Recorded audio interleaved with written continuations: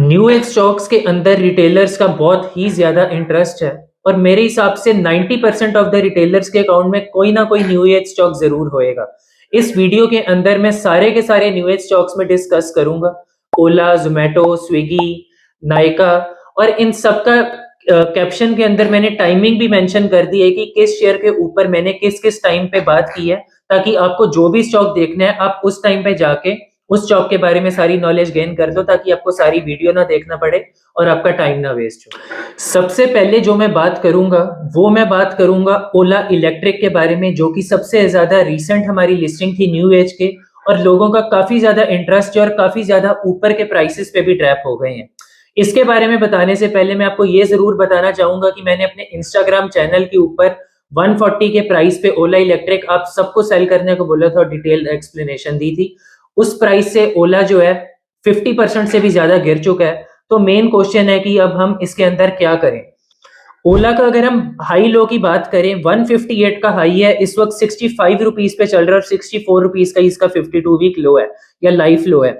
अगर मैं इसकी आरओसी की बारे में बात करूं तो वो है -32% की। बुक वैल्यू 14, बुक वैल्यू उतनी मैटर नहीं करती ऑटो कंपनीज में, प्राइस टू अर्निंग है ही नहीं है क्योंकि स्टॉक जो है नेगेटिव है, लगातार गिरता जा रहा है।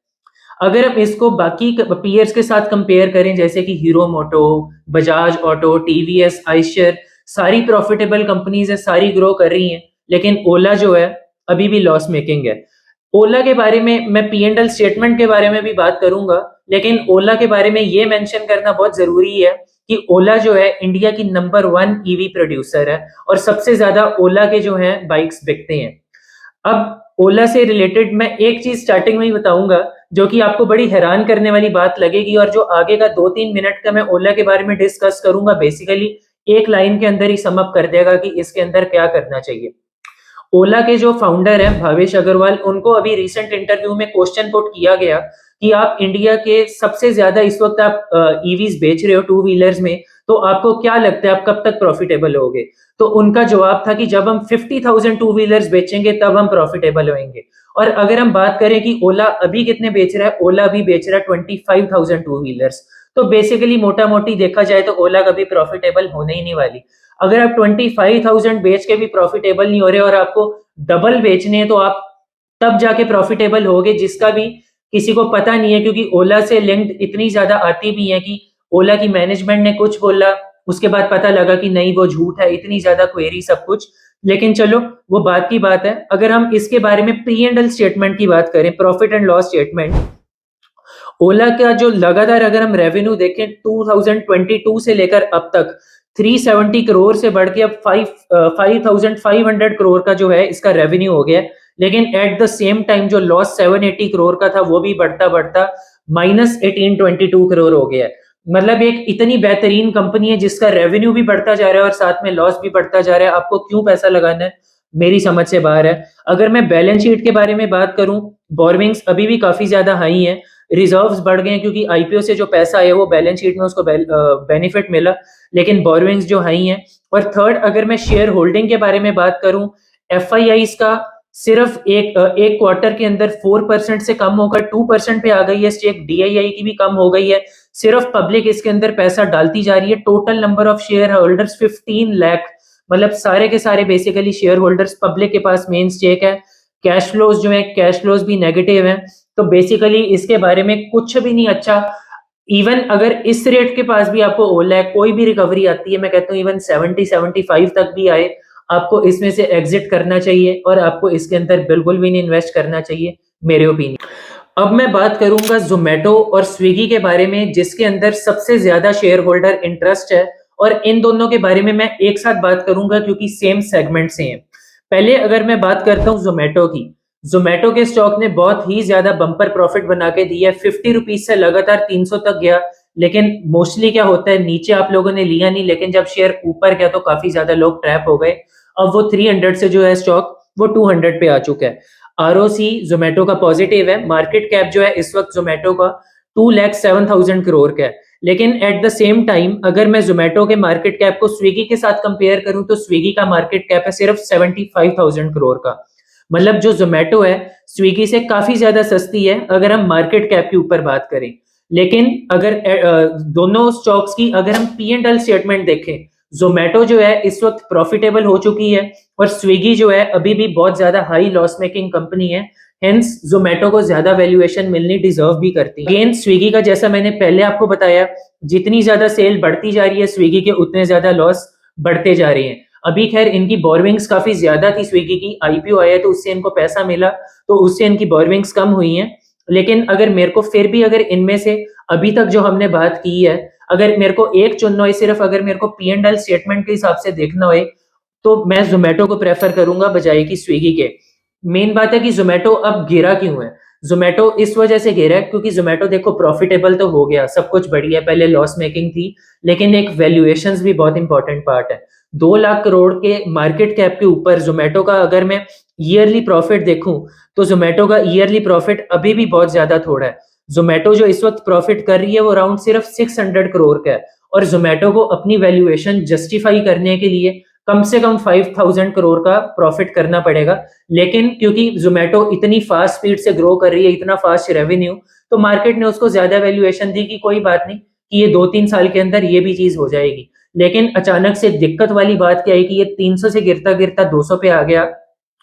उसकी सबसे बड़ा वजह ये थी कि इस अर्निंग्स रिजल्ट में जोमेटो की मैनेजमेंट ने बोला कि आगे कंपटीशन बहुत ज्यादा आ रहा है और अगले 18 मंथ्स तक जो है मार्जिन जो है हमारा स्क्वीज होएगा कंपटीशन की वजह से। देखो अभी सिर्फ 3 प्लेयर्स हैं, जोमेटो, स्विगी, जेप्टो। अगर 3 प्लेयर्स के अंदर इनको कंपटीशन ज्यादा लग रहा है जोमेटो और स्विगी को, तो जब फ्लिपकार्ट भी आ जाएगा, अमेजोन भी आ जाएगा, रिलायंस भी आ जाएगा, जिन्होंने आने आने से मतलब आने वाले नेक्स्ट 12 टू 18 मंथ्स में, तब कितना ज्यादा कंपटीशन होएगा। तो ये काफी ज्यादा रेड फ्लैग है। और अगर मैं शेयर होल्डिंग की बात करूं जोमेटो की, तो जोमेटो में एफ की शेयर होल्डिंग 54% से गिरती गिरती 47% पे आ गई है। खैर पूरे ऑल ओवर इंडिया पूरी इक्विटी में ही इनकी शेयर होल्डिंग गिर रही है, बट स्टिल काफी ज्यादा स्टीप डाउनटेक है एफ की शेयर होल्डिंग का जोमेटो में। स्विगी के बारे में ज्यादा मैं बता नहीं सकता क्योंकि डाटा नहीं है, लेकिन जोमेटो का एक ये भी नेगेटिव पॉइंट है। तो पर्सनली मतलब मेरे को अगेन इतने ज्यादा हाई मार्केट कैप पे आपकी प्राइस टू अर्निंग अभी भी 313 की जस्टिफाई करने के लिए आपको यहाँ से 5x even 6x profit grow करना पड़ेगा। मैं क्यों इन स्टॉक्स को लूं मेरे को समझ नहीं आता। बट अगर आपको फिर भी लेना है लीप ऑफ फेथ लेके, तो मैं यहाँ पे जोमेटो को प्रेफर करूंगा। चाहे स्विगी जोमेटो से छोटी है, लेकिन जोमेटो स्टिल बेटर है क्योंकि प्रॉफिटेबल है। लेकिन एट पर्सनल लेवल मैं इसको फिर भी अवॉइड करूंगा। मेरे लिए फेयर प्राइस इसका इस वक्त 100 रुपीज है, जो कि शायद यहाँ से भी ज्यादा है। लेकिन अगर 150 पे आए जोमेटो, तो आप सोच सकते हो इसको लेने के बारे में। अब मैं बात करूंगा नायका के ऊपर। नायका के अभी अभी रिजल्ट आए, देखने में बहुत ही बम्पर सेट ऑफ रिजल्ट्स लगते हैं कि अगर हम ईयर ऑन ईयर प्रॉफिट्स की बात करें, तो जो नायका के प्रॉफिट्स हैं ईयर ऑन ईयर 17 करोड़ से बढ़कर 26 करोड़ हो गए। मतलब काफी अच्छा जंप है। और नायका एक वो कंपनी है न्यू एज सेक्टर में जो कि हमेशा से ही प्रॉफिटेबल रही है, मतलब इसने लॉस नहीं किया। और एक ही इकलौती कंपनी है जो कि स्टार्टिंग से लेकर लिस्टिंग से पहले भी प्रॉफिटेबल है। लेकिन अगेन बात आती है वैल्यूएशन की। 47,000 करोड़ का है नायका का मार्केट कैप। बुक वैल्यू कितनी है? 4 रुपए की। 4 रुपए की बुक वैल्यू वाला स्टॉक आपको 170 रुपीज पे मिल रहा है। प्राइस टू अर्निंग कितनी? 900। मतलब क्योंकि ये न्यू एज स्टॉक है आप इसको इतनी वैल्यूएशन दे रहे हो। क्या रिलायंस आपको कभी इतनी वैल्यूएशन पे मिलता है? क्या आपको हीरो मोटो या कोई बैंक कभी इतनी वैल्यूएशन पे मिलते हैं? कभी भी नहीं मिलते, क्योंकि सिर्फ एक स्टॉक ने फंडिंग उठा ली, वो उसको न्यू एज का एक टर्मिनोलॉजी आपने दे दी। और मतलब एक नायका के बारे में ये भी कहूंगा कि एक कंपनी अगर साल में 6000 करोड़ का रेवेन्यू कर रही है, और 6000 करोड़ के रेवेन्यू के ऊपर आपका प्रॉफिट कितना है? 40 करोड़। भाई आप, मैं तो कहता हूँ आपके पास जो भी एसेट, जो भी आप एफडी के अंदर लगा दो, आप ज्यादा पैसा कमा लोगे। मतलब इनका क्या बिजनेस मॉडल है मेरे को तो समझ ही नहीं आता। और इवन कई बार मेरे को ये भी नहीं समझ आता कि शेयर होल्डर्स को इन कंपनीज में क्या ऐसा अच्छा लगता है। चलो नायका की हम फेवर में ये चीज जरूर बोल सकते हैं कि प्रॉफिटेबल है, बट 900 की पी, 4 रुपए की बुक वैल्यू सिर्फ, और आपने उसको 170 का रेट दिया है। मतलब मैं इस स्टॉक को 50 रुपए पे भी नहीं ले सकता, मेरी तो हिम्मत नहीं है लेने की, क्योंकि मैं शायद मार्केट में बहुत पुराना हूँ, मैं 15 साल 16 साल से करता आ रहा हूँ, और मेरे लिए तो वैल्यूएशंस बहुत ज्यादा मैटर करती हैं। ठीक है, एक नया पीजी पेग रेशो करके चीज आई है जो न्यू एज कंपनीज को, जिस हिसाब से हम देखते हैं कि रेवेन्यू आपका ग्रोथ हो रहा है, लेकिन अगर आपने 2% 3% के मार्जिन पे काम करना है, आप रेवेन्यू में कहता हूँ 100x भी कर लो, सॉरी 100% भी आप अपना रेवेन्यू कर लो, लेकिन अगर 100% रेवेन्यू ग्रोथ पे आपका प्रॉफिट जो है ही, मतलब आपके इतने ज्यादा फिर भी एक्सपेंसेस आपका प्रॉफिट ग्रो नहीं कर रहा, तो आपको ये क्यों स्टॉक लेने हैं? तो मेरे लिए तो नायका भी अवॉइड है। अभी तक मैंने ओला के बारे में बात की, जोमेटो, स्विगी और नायका। मेरे लिए अगर किसी को भी लेना होएगा तो मैं जोमेटो को प्रेफर करूंगा, वो भी दिल के ऊपर पत्थर रख के कि मैं जोमेटो को ले रहा हूँ क्योंकि सिर्फ न्यू एज है। बाकी बाकी तीन स्टॉक्स जो हैं मेरे लिए अवॉइड। अब मैं बात करूंगा पेटीएम के बारे में अगेन, जो कि बहुत ही बड़ा वेल्थ डिस्ट्रॉयर भी है और वेल्थ क्रिएटर भी है। डिपेंड करता है कि आपने उसको किस प्राइस पे लिया। अगर किसी ने जब 2000 पे आईपीओ आया था तब 1500 1600 ये सोच के कि गिर गया तब ले लिया, तो भी उन्होंने बहुत भयंकर रिग्रेट किया। लेकिन अगर किसी ने 300 रुपए, 400 रुपए, इवन 500 रुपए जब नीचे गिरा था, उन्होंने इसके अंदर पैसा भी बहुत ज्यादा कमाया और बहुत ज्यादा जल्दी भी कमाया। पेटीएम के बारे में अगर मैं बात करूं, पेटीएम का मॉडल ऐसा है कि शायद अभी भी हर घर घर के अंदर हम पेटीएम यूज करते हैं। पेटीएम हर चीज में हम पेटीएम यूज करते हैं कि यूपीआई से पैसा ट्रांसफर करें, सब कुछ। लेकिन अगेन पेटीएम के बारे में अगर मैं बात करूं, दिक्कत जो बाकियों की दिक्कत आती है, सेम दिक्कत इसकी आती है कि लॉस मेकिंग कंपनी है। आरओसी आरओई अभी भी नेगेटिव है, लेकिन क्योंकि हम फाइनेंस स्टॉक्स को बुक वैल्यू के हिसाब से भी देखते हैं, तो अगर हम प्राइस टू बुक देखें तो पेटीएम ज्यादा एक्सपेंसिव नहीं है। सिर्फ 3 टाइम्स प्राइस टू बुक मिल रहा है। 228 की बुक वैल्यू है और पेटीएम का जो प्राइस है 750 है। लेकिन पेटीएम के बारे में मेरे को एक चीज जो सबसे ज्यादा खटकती है ना, वो इसकी खटकती है इनके प्रमोटर के बारे में। मेरे को पता नहीं क्यों विजय शेखर जी के बारे में कभी मेरे को अंदर से ट्रस्ट नहीं हो पाया। मतलब मेरे लिए, मतलब मैं अगर किसी को बहुत ज्यादा रिस्पेक्ट करता हूं तो वो रतन टाटा जी हैं। जब रतन टाटा जी की अभी डेथ हुई तो इनका ट्वीट आया था, बाय बाय टाटा। मतलब अगर कोई बंदा ऐसी बयानबाजी कर रहा है इतने रिस्पेक्टेबल पर्सन के बारे में, तो कैसे? और इवन इस बात को भी अगर हम छोड़ दें, तो जो इनके भी पहले बयानबाजियां आई हुई हैं, मतलब बोलते कुछ और है, कंपनी के अंदर कुछ और होता है, तो ट्रस्ट करना ही बहुत मुश्किल है। और मेरे लिए अगर किसी प्रमोटर को, किसी मैनेजमेंट के ऊपर ट्रस्ट ना हो, मैं उस शेयर के बारे में, मतलब उसको नहीं मैं खरीद सकता। और अगर मैं इसकी पी एंड एल स्टेटमेंट के बारे में भी बात करूं, जितना मर्जी आप रेवेन्यू बढ़ा लो, आपका लॉस बढ़ता ही जाता है। किसी भी वजह से आपका लॉस कम नहीं हो रहा। ठीक है, आपका मॉडल अच्छा है, हर कोई पेटीएम यूज करता है, यूपीआई यूज करता है, लेकिन आप एक एक रुपए ट्रांजैक्शन करके आप जो सिर्फ 50 पैसे, और कहीं पे जो ट्रांजैक्शन पेटीएम की होती भी है उन पे वो कोई चार्ज भी नहीं करते। तो ठीक है, हमारे लिए एज अ कस्टमर मेरे लिए पेटीएम बहुत ही अच्छा है, मैं अभी भी यूज करता हूँ, आगे भी करूंगा। लेकिन एज अ शेयर होल्डर की क्या मेरे को पेटीएम के अंदर पैसा बनता दिखता है? मेरे को नहीं दिखता।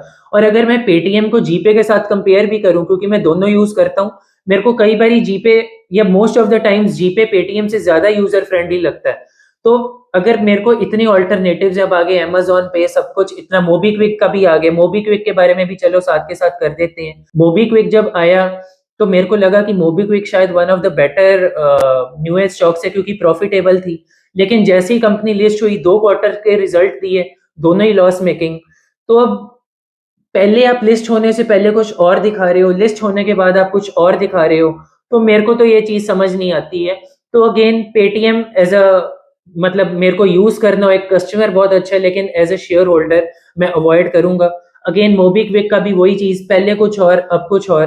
तो एट द एंड अगर मेरे को इन सारे के सारे न्यू एज स्टॉक्स को सम अप करना हो, मेरे लिए बेस्ट स्टॉक जो होएगा वो जोमेटो होएगा अगर मेरे को लेना है।